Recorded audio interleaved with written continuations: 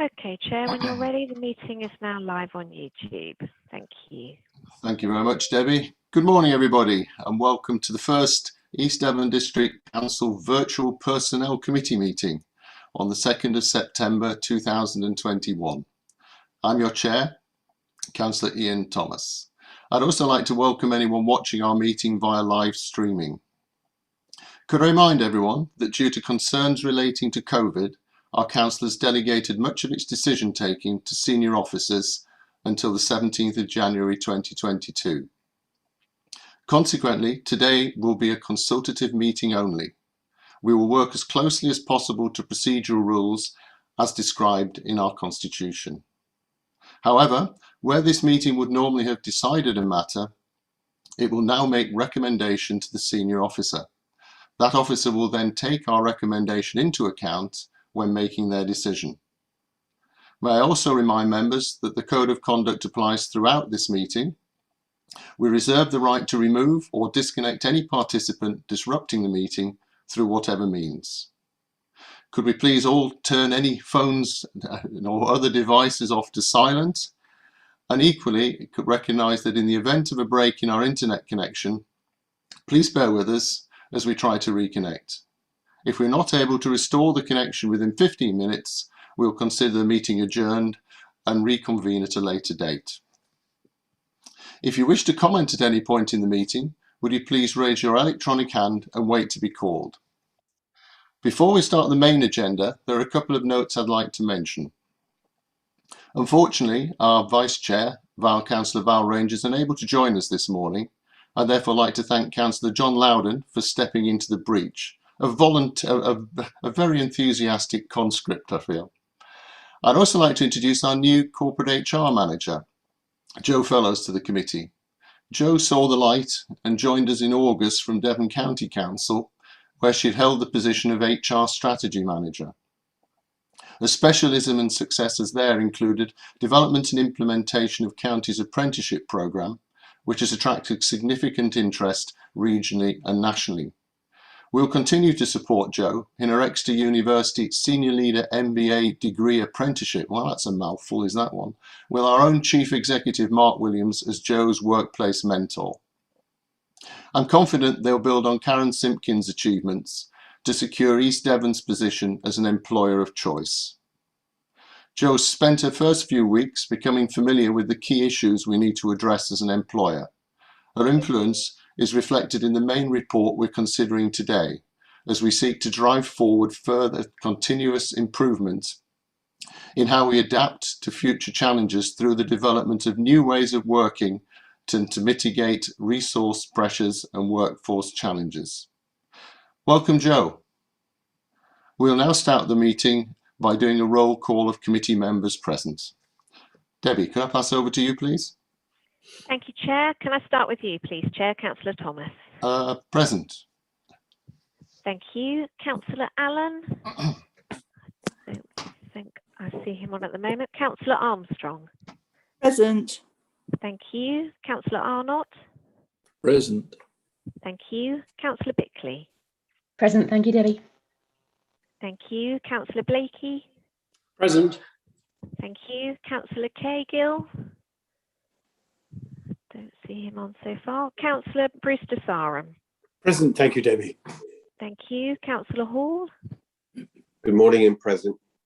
Thank you. Councillor Hayward. No. Councillor Lawrence, please. Present.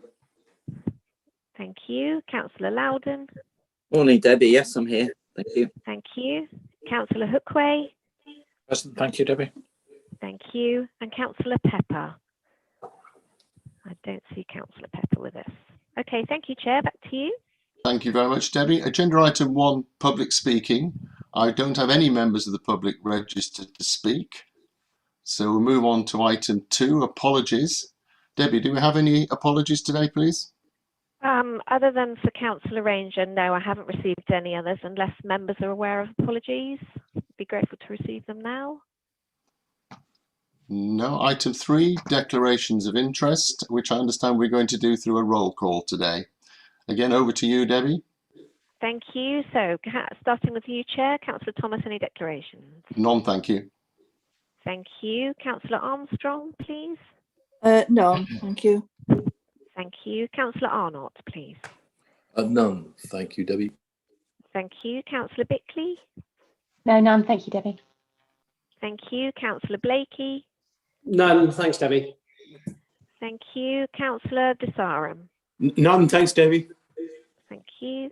Councillor Hall. None, thank you. Thank you. Councillor Lawrence, please. None, thank you, Debbie. Thank you. Councillor Loudon. Just in case, Debbie, I'll declare potential personal interest. I was employed by Unison and I receive a pension from them. Okay, thank you very much. That's noted. And Councillor Hookway, please. None, thank you, Debbie. Okay, thank you very much. Back to you, Chair. Thank you, Debbie. Item 4, matters of urgency. I have no matters of urgency for the meeting today. Item 5, confidential and exempt items. Similarly, there are no confidential or exempt items which officers recommend should be dealt with in this way. We therefore move on to the substantive business of the morning, which is agenda item 6, a report on the implementation of the proposed independent review of East Devon District Council's management structure and workforce and HR priorities. I understand, Mark, Chief Executive, you're going to introduce this report. So over to you, please. Yeah, thank you, Chair. Welcome, councillors, to this new committee and this first meeting of the new committee. I think just in terms of quick context, clearly the last 18 to 24 months has been a collection of interesting, if not incredible, experiences for the organisation and for the staff. And that's given rise to a number of challenges. But I think looking forward from today, we have a new committee, we have a new corporate HR officer, and I certainly think from a staff perspective, from my perspective as a head of paid service, greater clarity and understanding around what are the issues the council as employer needs to address for the benefit of the organisation going forward. And I think this report builds on a recent report that John Golding took to Cabinet when the issue of pay and grading for scales 1 to 5 was highlighted and addressed, particularly with regard to recruitment and retention issues in street scene and other areas at those levels of grade 1 to 5. And in that report, John did highlight that there was a pressing need to look further across the organisation, and particularly into the higher grades, so scale 6 and upwards, really. And there's no doubt, if you speak to staff, as I do, the one issue that they are most concerned about and want either reassurance or clarity about a way forward on is the issue of comparative pay and grading. And the service leads are reporting regularly to me, whether it's in housing, planning, environmental health, street scene, legal. They're all reporting recruitment and retention issues, which go to the general factors impinging in terms of COVID, new ways of working, Brexit implications of all those types of things affecting the wider economy. But they go to those issues of can we be sure that as an employer we're complying with our published policy of being a median pay employer, such that we can with confidence reassure staff about the position, but also with confidence look to recruit people when we go out into the market for a range of roles. Anecdotally, I can give you a lot of evidence about where staff have left to either local councils or further afield because of pay issues. And it is one of the ironies perhaps of the COVID way of working with, working from home, and how we progress that in terms of possible hybrid policies about attending at the office and working from home. But it is, of course, an irony that that makes staff more flexible in terms of who they can work for.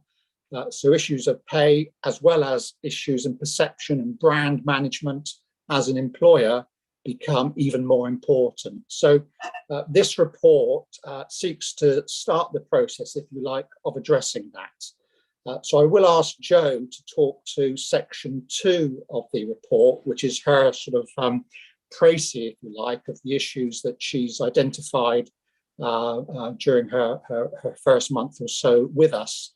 And then the rest of the report looks at the process for taking an independent review forward.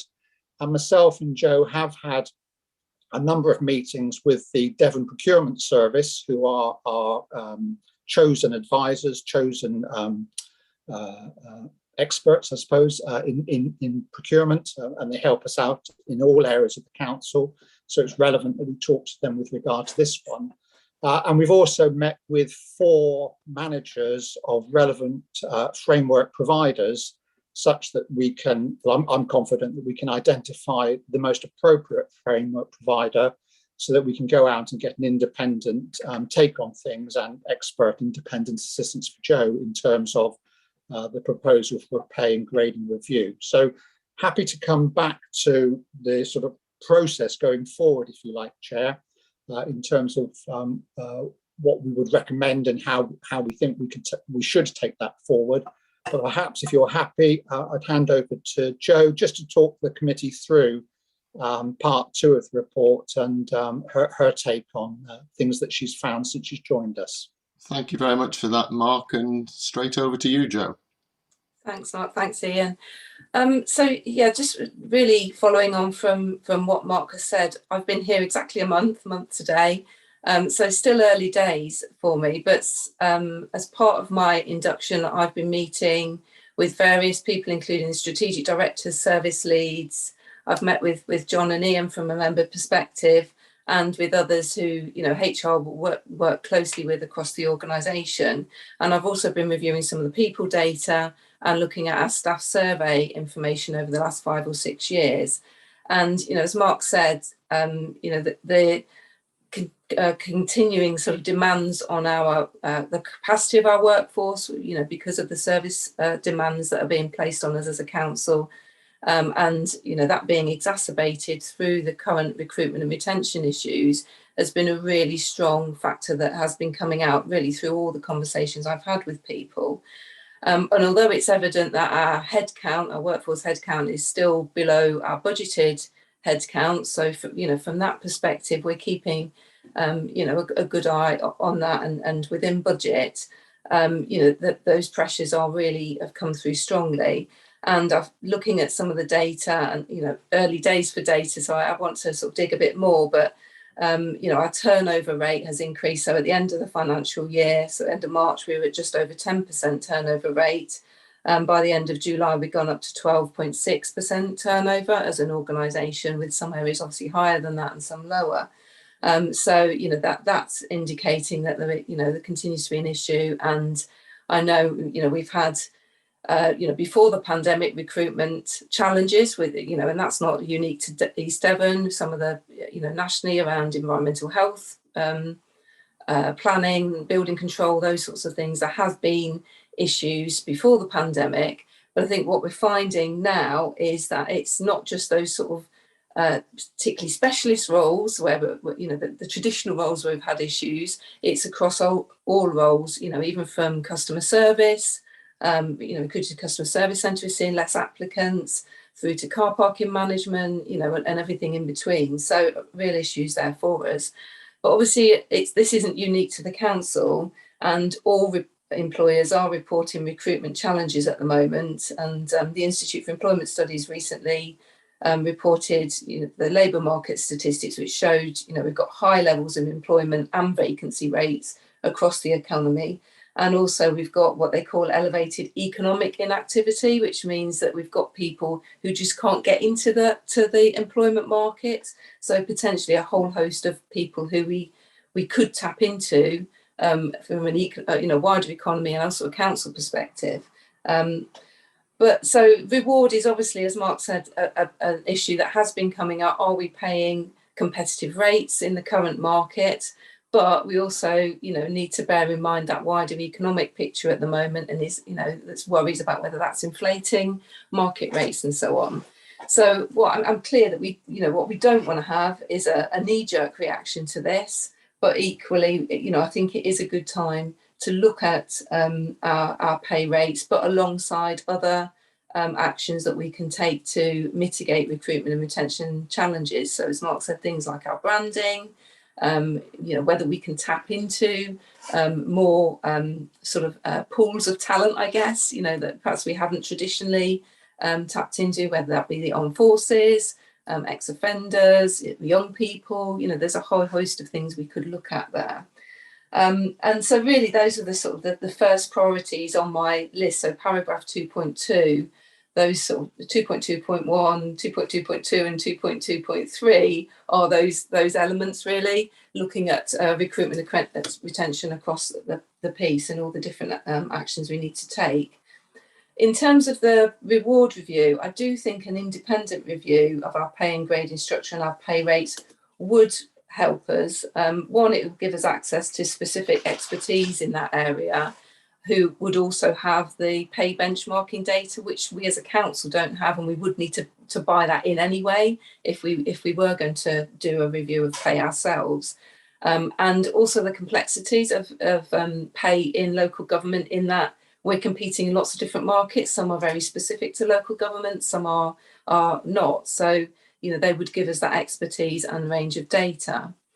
And also making sure that, the expertise we bring in understands, takes account of our sector, our budgetary requirements, that our commitment to remaining in the national pay bargaining scheme and to job evaluation.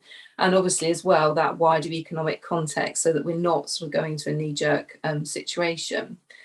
And I guess from a purely selfish point of view as well, having somebody independent, external to do that part of the work for me will enable me to have the capacity for myself and the team to work on the other aspects of the recruitment and retention work, which I've outlined, such as branding, growing our own and so on. So bearing in mind all of that and those risks, that's why we propose that we undertake the independent review of the management structure at a later date and delay it till next year. Part of my thinking as well is that for the rationale for that, obviously the recruitment and retention is one, but the other is that as an organisation, as Mark says, we'll need to determine how we'll work post-pandemic. And that's the Work Smart review, which is paragraph 2.2.4 in the report. And that's, I envisage, will present us with new challenges for our managers in terms of how they work with their teams to determine, how new ways of working will support service delivery, to develop and, maintain team cohesion, and also to take account of individual needs and preferences of staff, which again will feed into that retention piece that, as Mark mentioned. So for me, if we can enable the recruitment and retention work, that immediate work to try and mitigate some of that, and also that Work Smart review to take place, I think that will then help to shape what we want from our managers in terms of our management structure, the design of our roles, management roles, and also the knowledge, skills and behaviours that we need of our managers now and into the future. And I would hope that, we can build that capacity and capability aspect into the independent management review, the next year. So I do need to do sort of a bit of a health warning, I guess, in terms of the internal aspects of the work that I would want myself and my team to do. I do need to do some further work with the team to understand our capacity to deliver that within our existing resources, and therefore what that would mean for the timeline for the work. But, I think, I recognise the urgency of the issues around recruitment and retention, and that we need to get on and address those things. And I don't think that would delay us being able to commission an independent reward review from external consultants if you were in agreement to that, obviously subject to supplier availability. So I hope you are able to support these proposals. I'm obviously happy to answer any questions. And finally, I just want to say a really big thank you to everybody. I've been here a month. Everybody I've met so far, both members and officers, have been really, really welcoming and helpful. I feel like I've been here longer than a month, which I think is a good sign. And I'm really impressed that the HR fundamentals are in a great place for this organisation. The team have done a fab job in keeping the show on the road over the last 12 months or so. That gives me confidence that I can focus on some of these strategic issues that are outlined in the report and to take us forward, rebuilding following the pandemic and all the other challenges we've experienced over the last few years. So probably, Chair, we'll pause there and answer any questions or further matters members might want to raise. And then if you want to talk about the detailed implementation, we can do that post that, perhaps.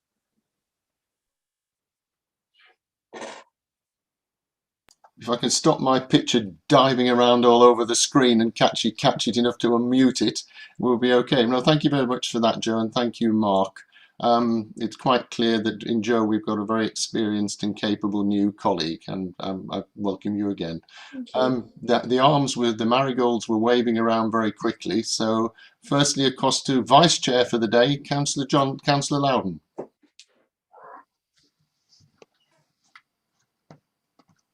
Sorry, I can't seem to get my finger on the right bit of the screen there. Thank you, Chair. Well, first of all, a formal welcome to Joe, to East Devon, and obviously to the committee. I will start off, and I say quite genuinely, I concur with all that both Mark and Joe have said and set out here. It very much chimes with my take of the world within East Devon. I have said before we got to this report being produced and in recent discussions that I've had anxieties about the whole issue of comparative pay, the whole issue about us retaining our position at least as a median pay employer, and the whole need for us to make sure that we can look to our recruitment and retention. And I think, as Joe was saying earlier on, as we all know, recruitment and retention at the moment just isn't in East Devon, and it's not just in one particular part of East Devon. It's become exponentially a huge issue right across the country, and I'm not going to make any political points about that. It's a problem, we've got to deal with it. So turning to the report, I absolutely welcome the detail that's in the report, and I take my hat off to Joe, as Ian was saying, for pulling this together so quickly and seemingly to understand very quickly the underlying difficulties that this council needs to deal with. I think it's a good report. I think it's a sober report, and it's particularly good that for our first meeting, Chair, that we have a report of this quality to consider. In particular, and I don't know whether you want me to hold off on this, I was going to look to points 2.1 and 2.2, but I'm happy to come back to that later if that's more helpful, Chair. But the point that has been made here is that this report builds on the decision that Council took previously to undertake an independent management review. And management structure review. And I think that what is included in this report absolutely gives breadth and depth to that previous decision that we took. And I think the steps that Joe has set out in this report that lead up to the commissioning of that review are incredibly important. And I'm very happy to see this breadth and depth being there and seeing the steps that have been recommended that we take before we get to finally the final bit of the process, which would be the independent structural review. So that is my take on this, Chair, and I'm incredibly happy to have this report in front of us, and it has my full support. Thank you very much for that, John. Appreciate that. Councillor Bickley, Denise. Thank you, Chair. So I've got a quick few questions, if that's all right. This is a great report. I'm very encouraged. Joe, thank you very much. This is, you know, a really great start, really working in the right direction. My couple of questions really sort of relate to the background knowledge of what people leave for. Do we do exit interviews? Do we record why they go? You know, is it a really straightforward, very truthful conversation, and what happens to that information? And the second one is about existing staff that aren't leaving. Do they have an open conversation about any improvements that they could see in their workplace and on the ground? You know, do we encourage that kind of, yeah, you know, just trying to improve things for them? That's all. Thanks. It's not really part of this, but I think it feeds into that we could provide for, you know, consultants to help us. So perhaps do you want me to answer the questions as we go along, Chair, or I think that'd be helpful, Mark and Joe, and I'll leave it between the two of you to decide which one's most appropriate to lead, if that's sensible. Okay. So yes, we do conduct exit interviews with everyone who leaves. It is voluntary in the sense of we can't compel members of staff to, but more often than not they want to. So they want to explain why they're leaving, for good or bad.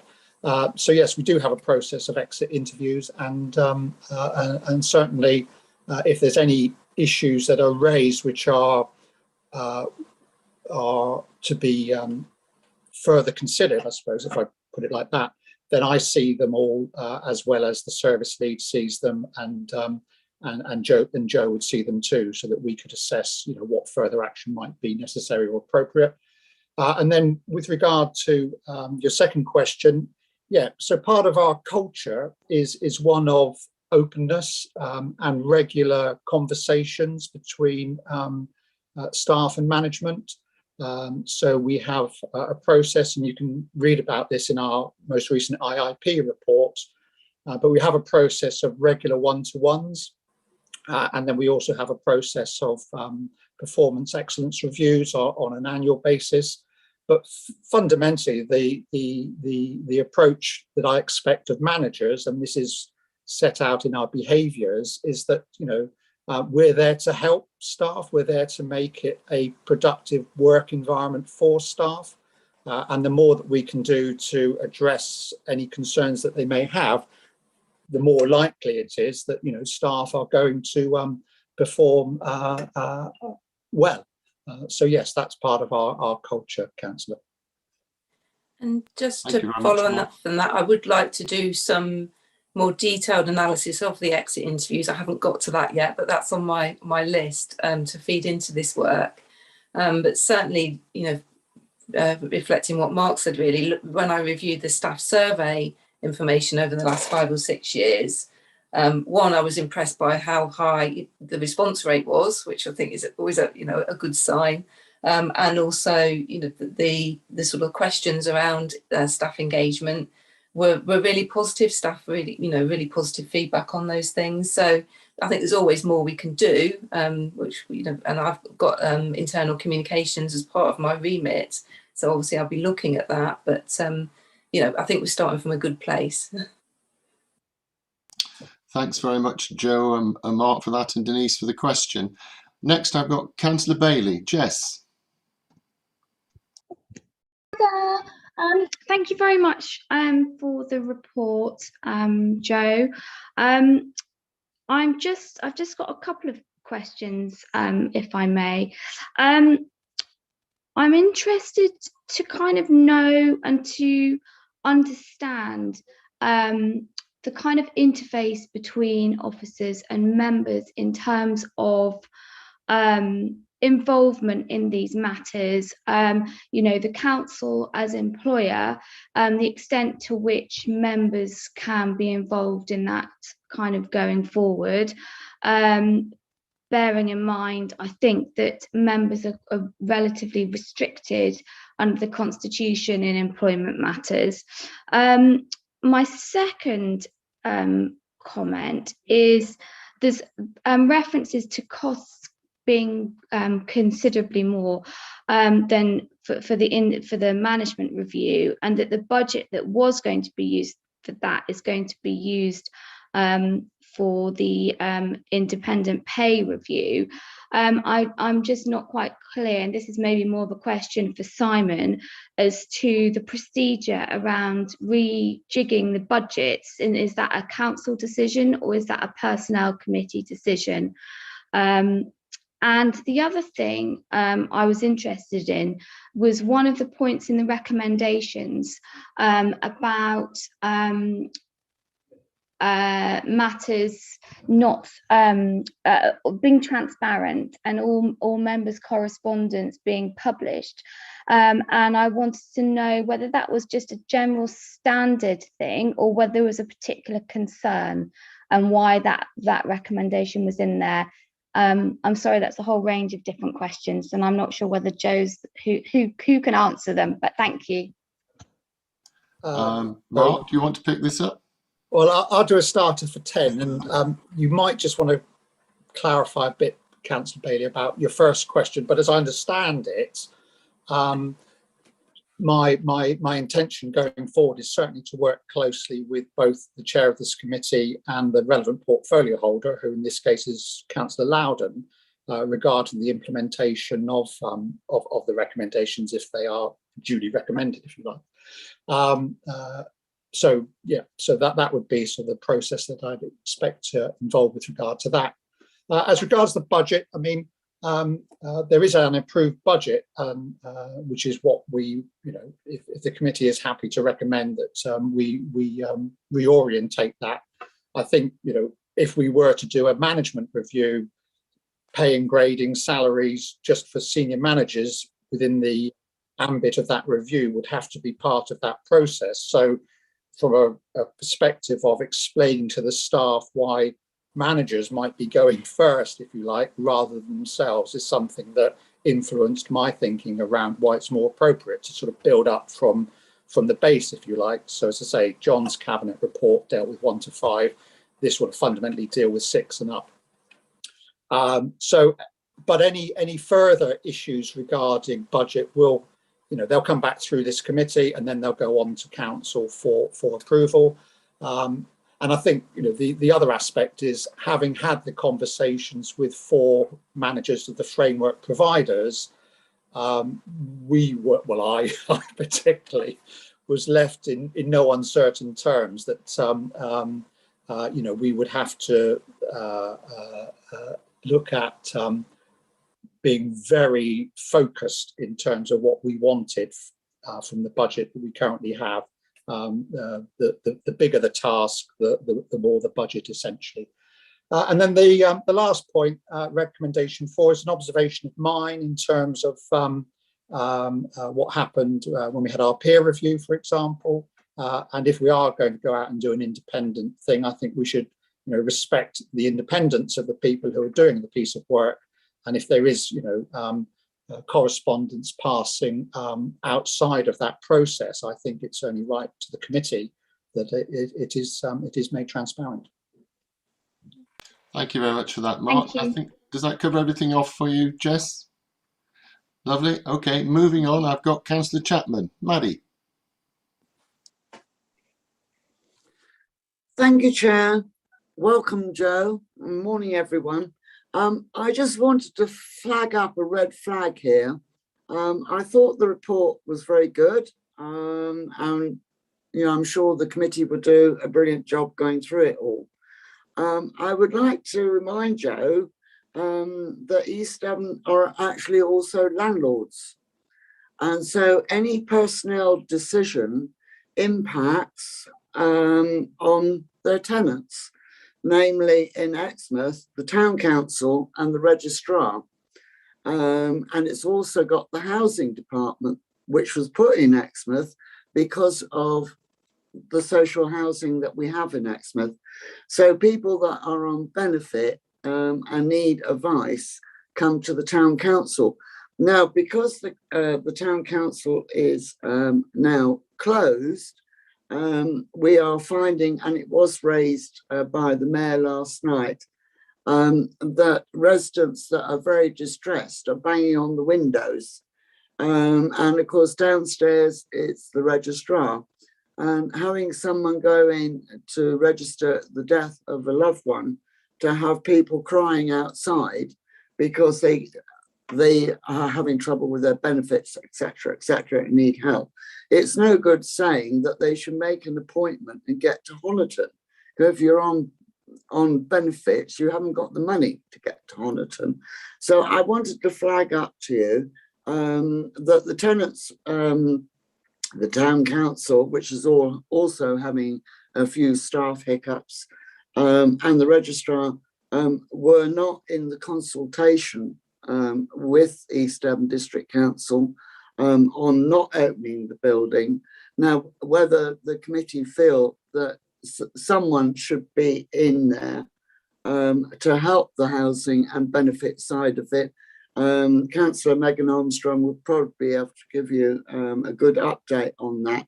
But I wanted the committee to be well aware that you are having a considerable impact on other people as well, and our ability to do to help the staff in Exmouth Town Council on reflection on what you're doing. If I could put that forward. Yeah, thank you very much.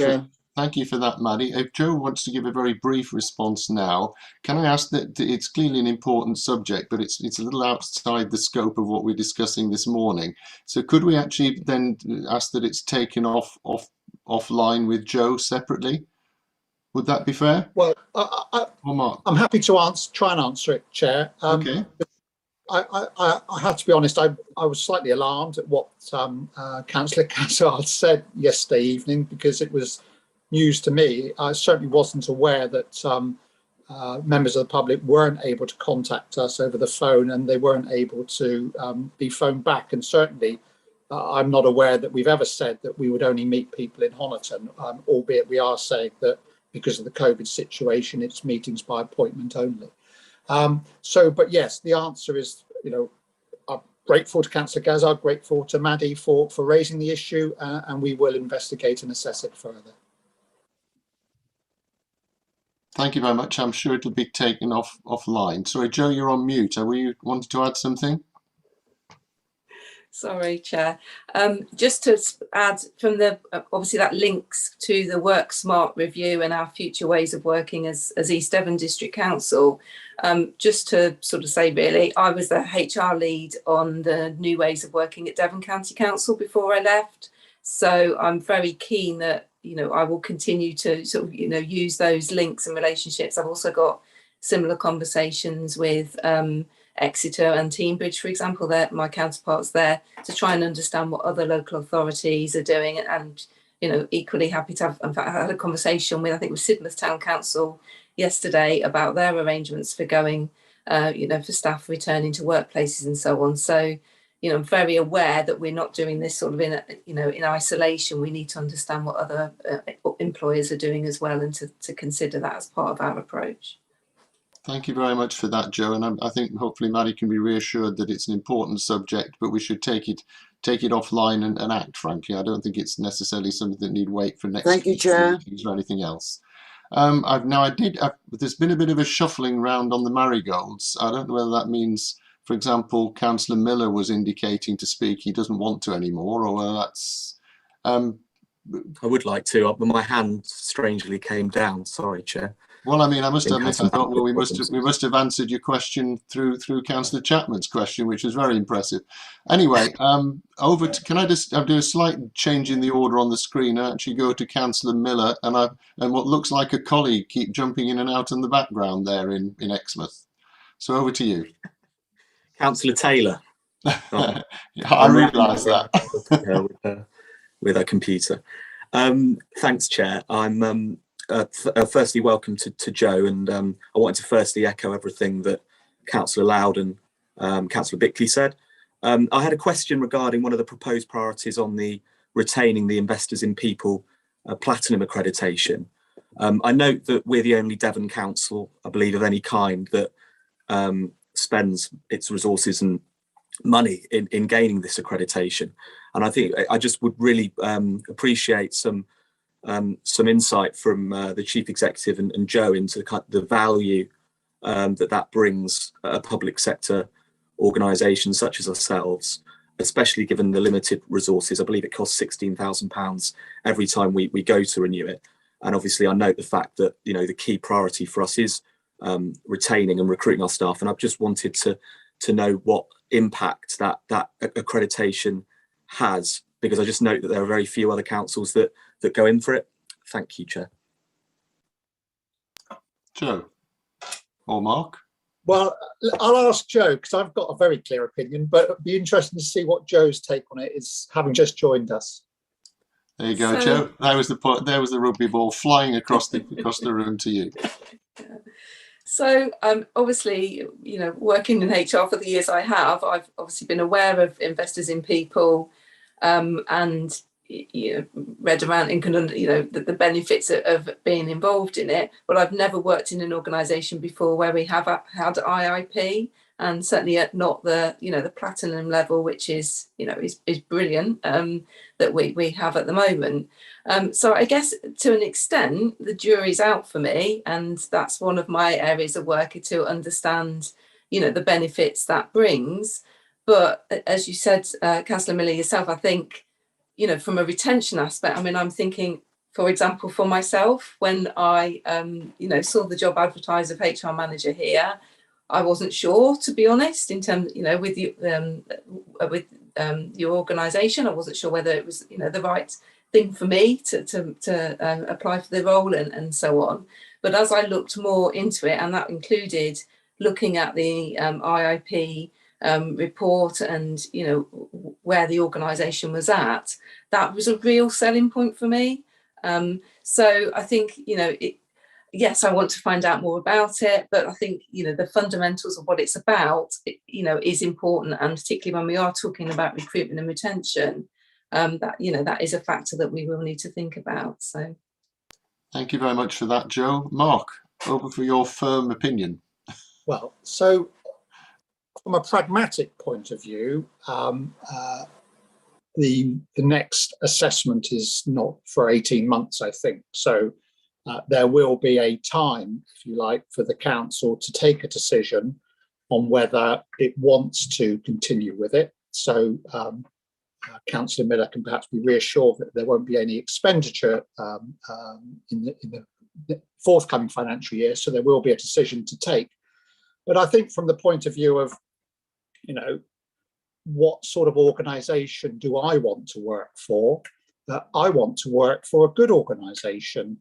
I've worked for a number of organisations over the years, and I can tell you that the one consistent thing I experienced before I joined this organisation was just how bad employers, be they private sector or public sector, were at managing their staff.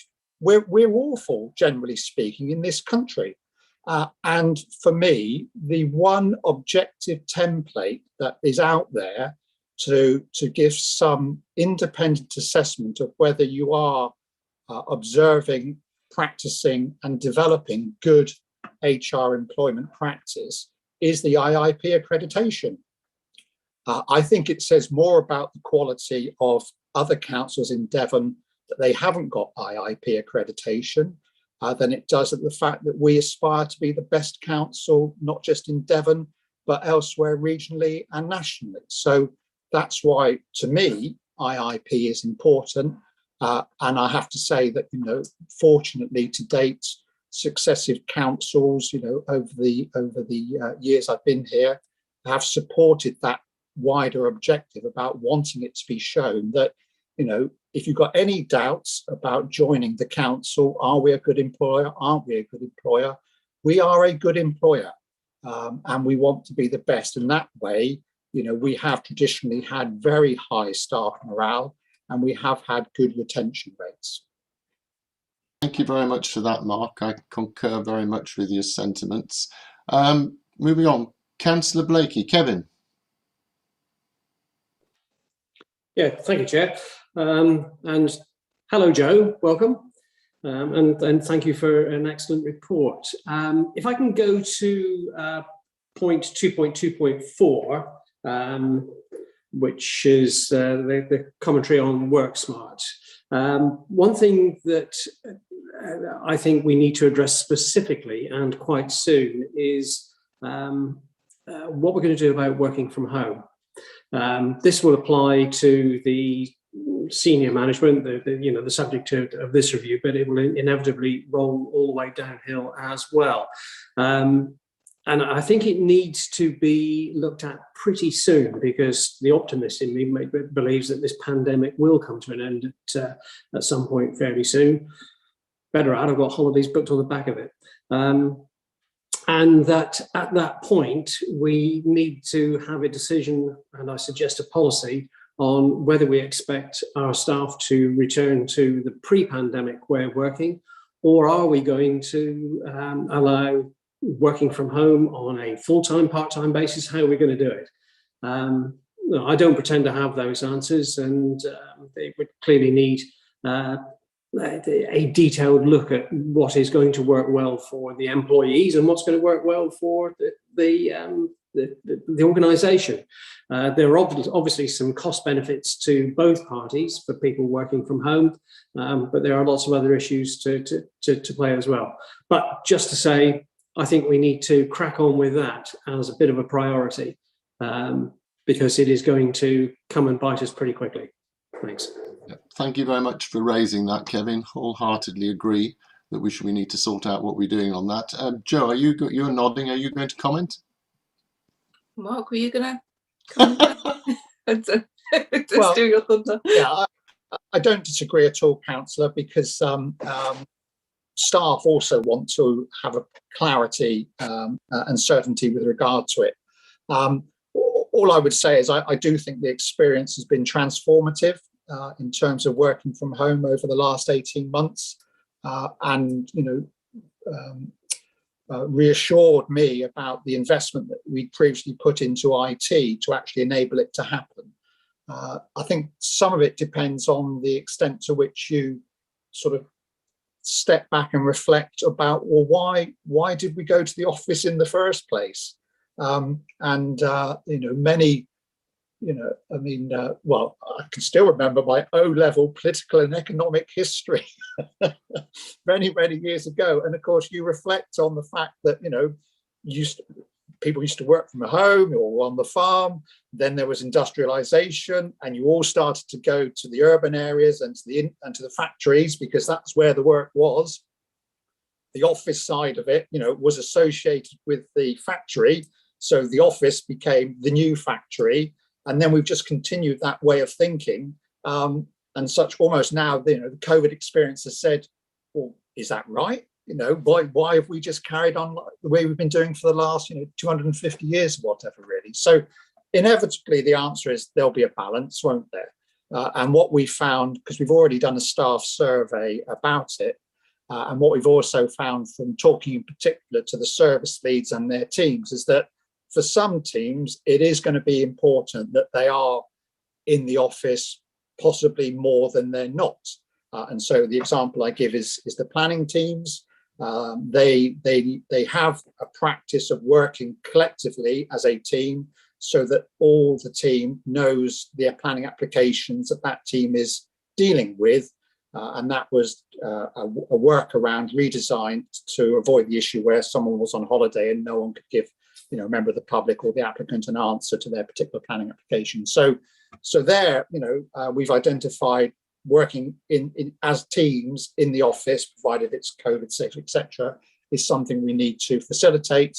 But for other areas, other members of staff, it's quite clear that they are more productive and more efficient working more from home than more in the office. So you go back to that thing of, well, why do you need to be in the office, really? But bottom line is, either way, our obligation as an employer and a service deliverer is to provide clarity as soon as we can. Thanks for that, Mark. Does that cover off your question, Kevin? Yes, I think so. Thank you, Mark. Thank you very much for that. Next, I've got Councillor Desarum. Bruce. Good morning. Thank you very much, Chair. Welcome, Joe. A very detailed report. I want to have a few points around para 2.2.3. Presumably, the council always had some form of career pathways. So my question is, how would you see this new approach combined with targeting learning rolling out to staff, and how will you measure its success? And lastly, would this link therefore link into para 2.1.3 around robust succession planning? So those are my questions, and thank you so much, Chair. Yes, I mean, there are career pathways. I think they're probably more informal, and have been, there's certain things where the, career pathways are really clear. Others where I think, there's things we could do to develop career pathways. So, for example, I'm thinking, and particularly from a young people's perspective, or those trying to get back into employment, not quite sure what they want to do, that, we've got great opportunities to sort of get a feel for the whole organisation and the range of roles that we have in areas like our customer service centre. And, that may well lead to people then having, coming in at that level, seeing, all the different sort of services and occupational areas that we operate within, and then seeing that as a pathway in. So somebody may then have a particular interest in housing, for example, as a result of that we can then develop pathways through into that. So I think it's about looking at our traditional pathways and maybe formalising those, but also thinking about whether there's more that we can do, cross-cutting the different occupational areas and professions that we have as a council. I am keen on apprenticeships. It is one of my things, as the Chair said at the beginning, that was part of my remit at Devon County Council. We do a little here around apprenticeships, and I've, talking to managers, very keen to, there's a lot of interest in doing more. And, that's not just for young people. We can use apprenticeship qualifications to support people at all stages of their life as well. So I think, those two things hand in hand. And as you say, that links completely then also with succession planning. I think our average age at the moment is about 48, something like that, for the workforce. So it is an issue that we need to address. And again, using those career pathways, using apprenticeships, I'd be keen to sort of, refresh what we've done previously around work experience and things, as well as pipelines into the organisation. All of that would sort of form part of that grow our own sort of piece of work, really.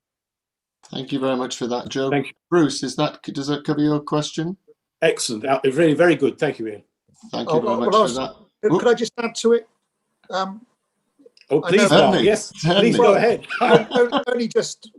only to give a sort of confirmation. I mean, Joe is right in everything she said, but again, to reassure councillors about why IIP is such a good process fundamentally for an organisation. So, through our performance excellence review processes, we do identify the ambitions that staff may have to develop within the organisation, and how then the organisation can facilitate those ambitions.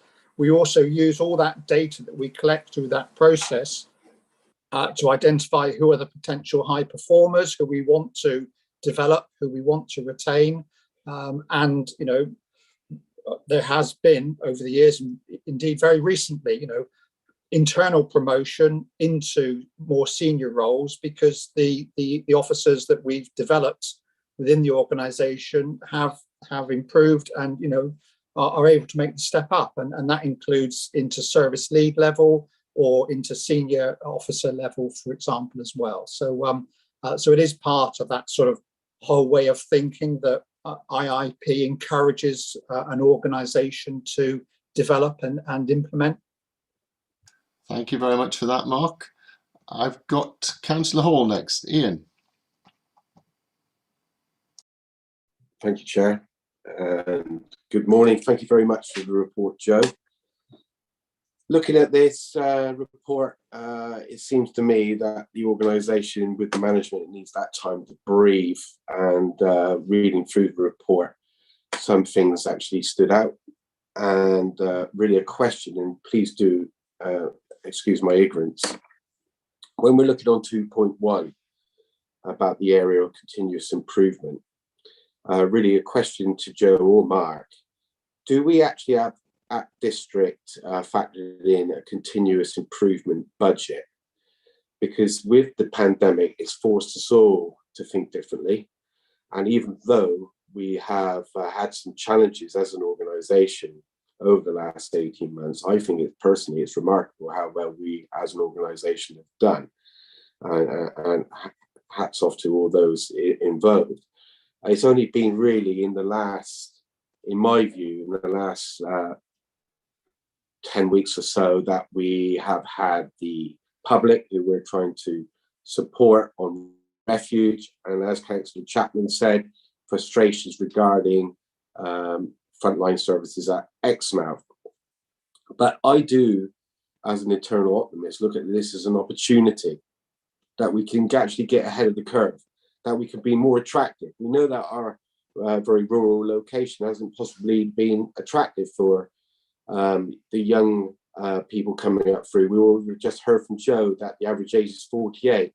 Succession planning is incredibly important, but retaining the skills what we need, because we're only the custodians is incredibly important going forward. So this is an opportunity. We do know that we live in the best part of the country, if not in the whole globe. And I really do feel, and I'm coming from a background of continuous improvement, if there isn't a budget, I think a budget needs to be considered going forward, because we all know that during the pandemic, it's been very, very hard for us individually and collectively just to breathe, pause, reflect, and then move forward.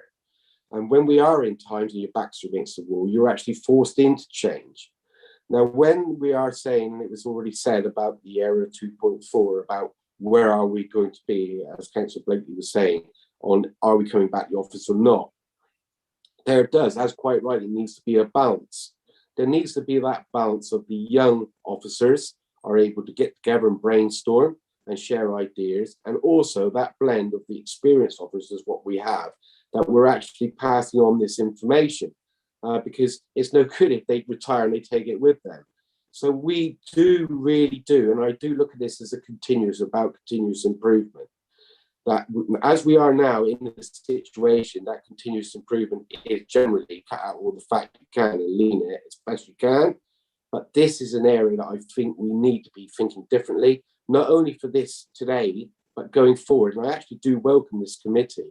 And thank you very much for me being part of it, because I really do feel, and I do absolutely agree with what Mark was saying, on the way we nationally say that we manage people isn't probably the best way. And there are so many examples out there, national companies, that we could get consultants if need be, if there's a justification, like Mars as an example, on how they have succeeded through the years, because they've become a very, very attractive employer. And what we have to ensure going forward is that our frontline services aren't only protected, but they become better, because everyone is happier being at work knowing that they, in their part, have done a good job, and that includes members and employees. So the question is to Mark and Joe, regarding budget, have we a budget for continuous improvement? And if not, could it be considered, please? So if I make a start, Chair, on that, we don't have a budget as such, labelled continuous improvement, but we do have training budgets, and they have been under pressure over recent years, and I'm sure that's not unique to us. So we have had training budgets, and I think, interestingly, I'm picking up from other work that's happening within the council, and there's a report, for example, due to go in due course to audit and governance. The extent to which online learning, which is what we've done, more increasingly over the last 2 to 3 years, but especially during the pandemic, doesn't really press the button, I think, for a lot of people in terms of what they want from learning and human interaction, engagement, discussion, cross-fertilization of thought. is something that is better achieved, not in an online environment. So we have our training budgets, which are, if you like, a proxy for continuous improvement, and they come up as part of the budget process annually for members to look at. I think what I would say in terms of the wider issue is that elsewhere in other documentation that the council has, we talk about our approach to systems thinking, which is the team taking ownership of improving the service on a continuous basis, but sort of several core themes, one of which is strip away all unnecessary bureaucracy, have the freedom to design the service on the basis of giving the customer what the customer wants. And that, we have found over the years, has sort of helped us not only improve the quality of service delivery, but also has managed to sort of generate some savings through cutting out the waste, cutting out the bureaucracy, if you like.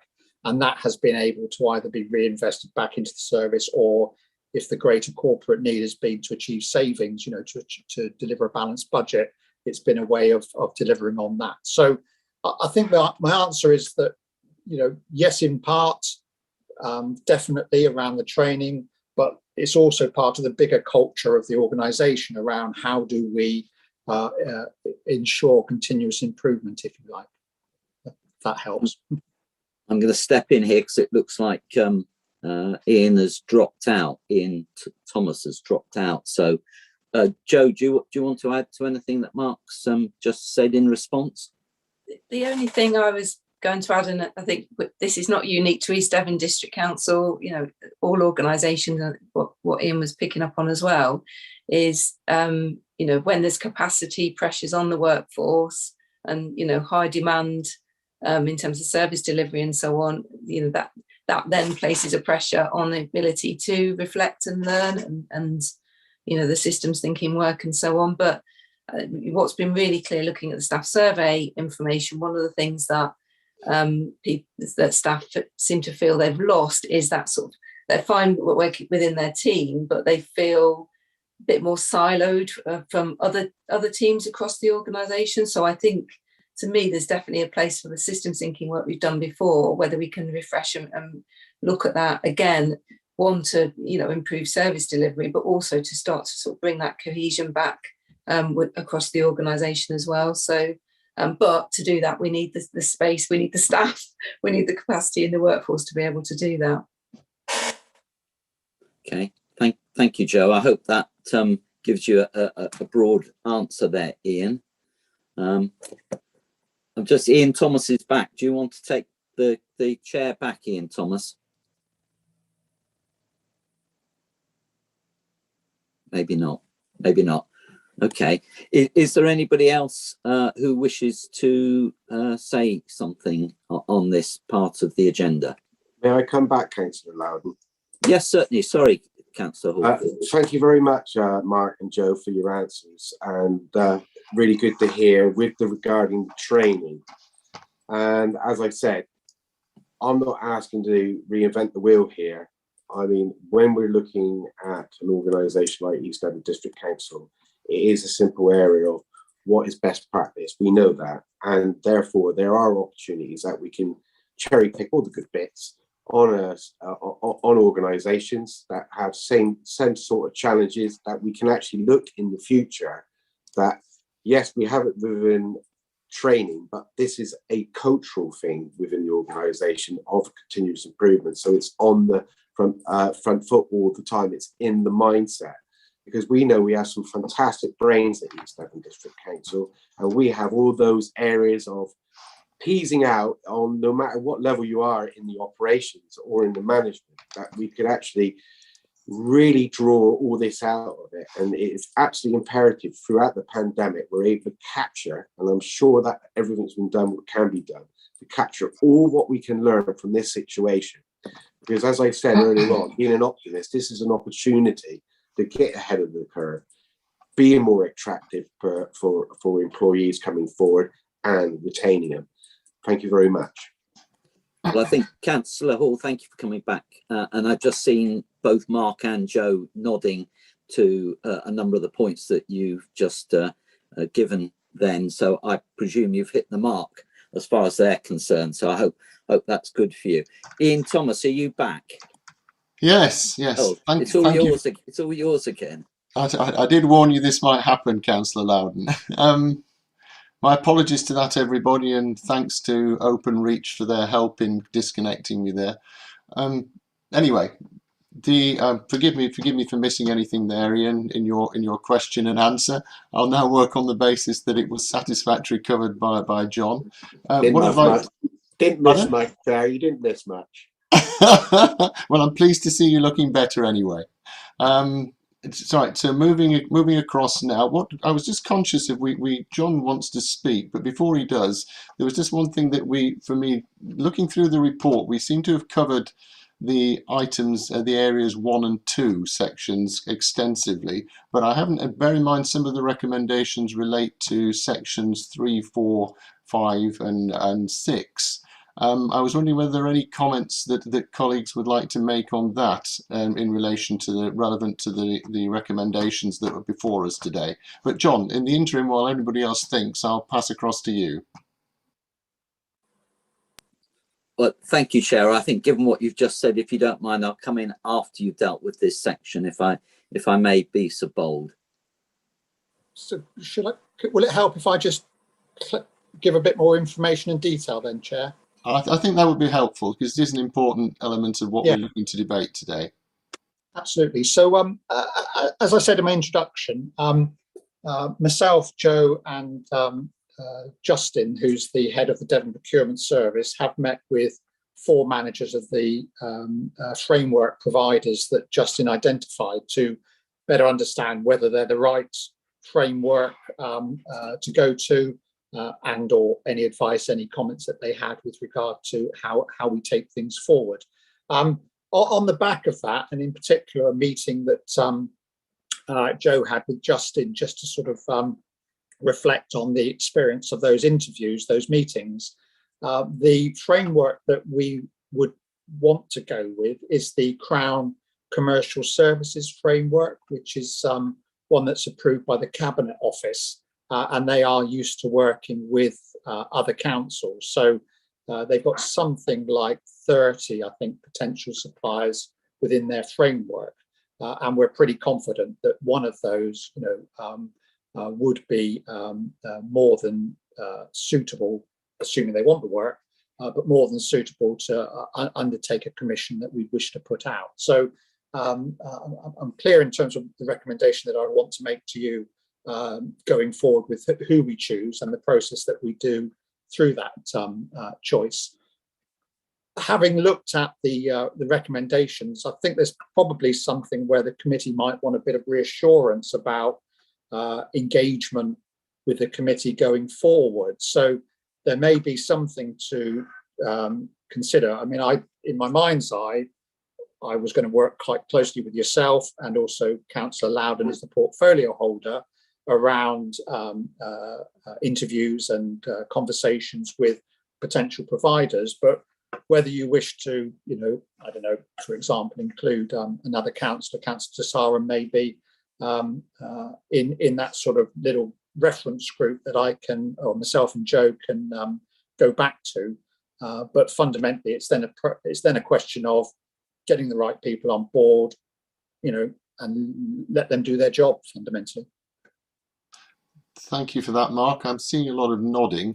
I don't actually have any other speakers, but picking up particularly on your comment about the possible inclusion of another member from this group, I'm certainly receptive to that. John, whether Councillor Loudon's got any comment as portfolio holder?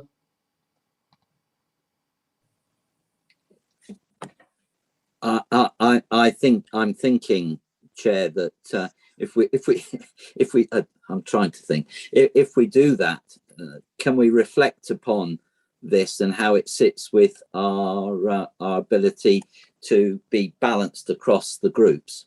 That's all. Okay. Thank you very much for that. I'm not getting any comment either way on that, Mark. Maybe that's something we can take offline, and if colleagues are happy, and take a view subsequently. Yeah. So I mean, essentially, obviously, pro tem. The issue is it's delegated. You know, get on with it.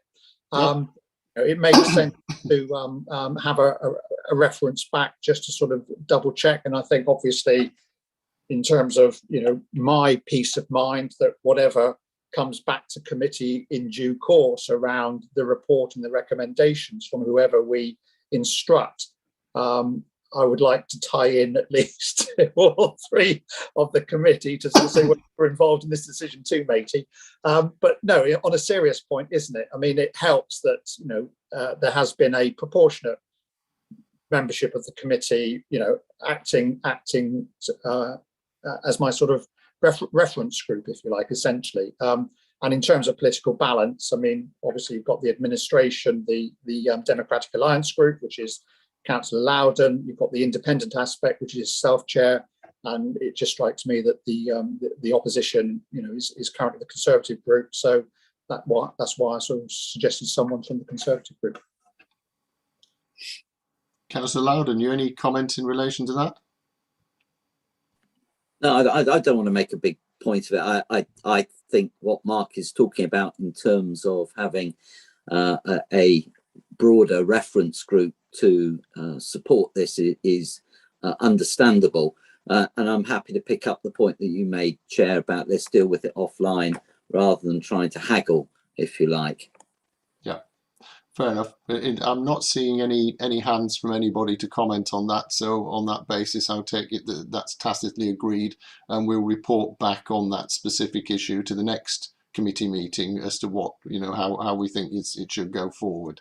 Does that mean is everybody's comfortable with and understands the recommendations as presented, which will of course only be recommendations from this meeting? I'm seeing Councillor Lawrence. Richard, welcome.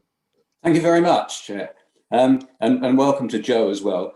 This is just a comment. This is nothing to do specifically with the report, but I just think that as an IIP Platinum member, I think we tend to hide our light under a bushel to a certain degree, and I think that we could make a lot more, and we could become a lot more attractive as an employer or a prospective employer if we were to shout about it a bit more.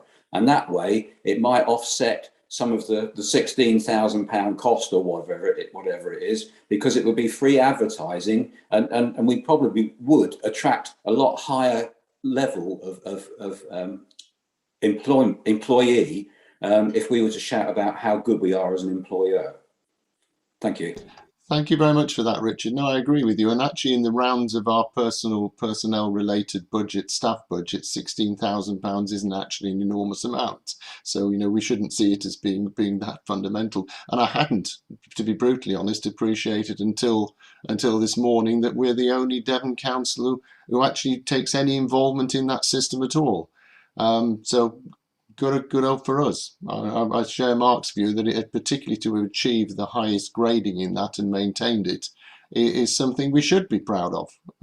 All of us, officers, members, everybody involved with the council. It is a good council, and we've got to make sure it demonstrates that it not only is a good council, but it properly demonstrates through how we brand everything we do that we are a good council and somebody you would wish to be part of and work with.